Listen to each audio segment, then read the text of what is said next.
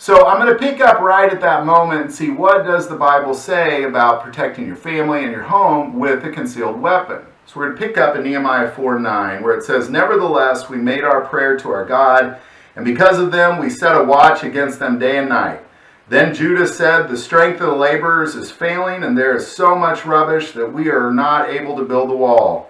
And our adversaries said, they will neither know nor see anything till we come into their midst and kill them and cause this work to cease.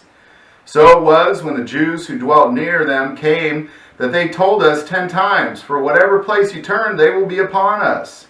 And therefore I positioned men behind the lower parts of the wall at the openings, and I set the people according to their families with their swords, their spears, and their bows."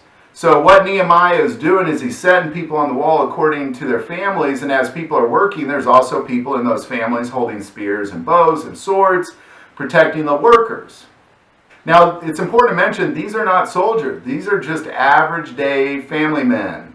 Now, this arming of these families really confused these adversaries that were coming against them. And we pick up in verse 16 where it says, "So it was from that time on that half of my servants worked at construction, while the other half held spears, and shields and bows and wore armor, and the leaders were behind all the houses of Judah. Those who built on the wall and those who carried burdens loaded themselves so that with one hand they worked at construction, and with the other hand they held a weapon."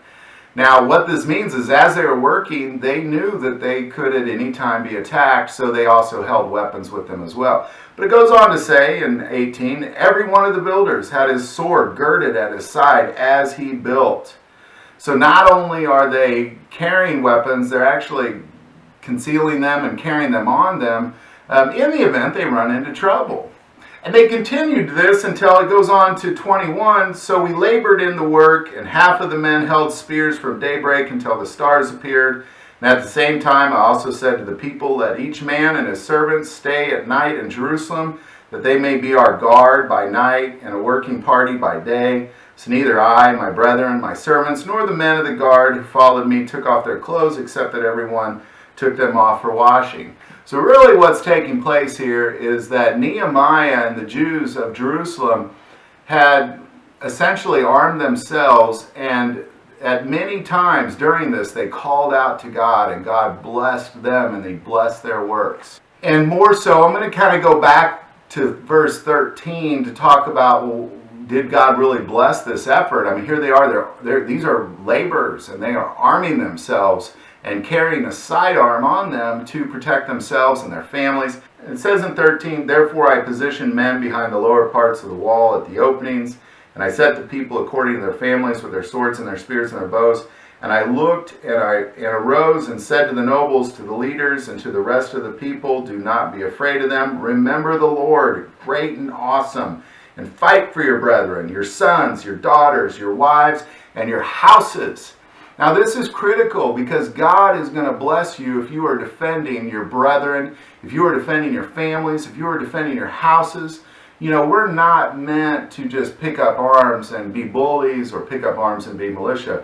We are not meant to just be defenseless.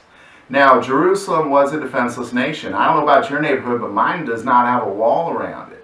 And I feel a strong desire that if I need to protect my family, I definitely am going to have my sword girded at my side at all times. So there you go. You know, again, if you're struggling as a Christian with whether or not God's okay with you carrying a concealed weapon or carrying a firearm at all, be rest assured. Take a look at Nehemiah chapters 1 through 5 and just see how God blessed them through their efforts and through their abilities to protect themselves, their families, and of course their houses. If you like this video, click like and subscribe. You can also now find us on Facebook under God, Family, and Guns. But most importantly, this YouTube channel is a ministry to us, and we take prayer requests, so please don't ever hesitate to send that stuff in. Thank you for watching this episode of God, Family, and Guns. And as always, love God, love your family, and love guns.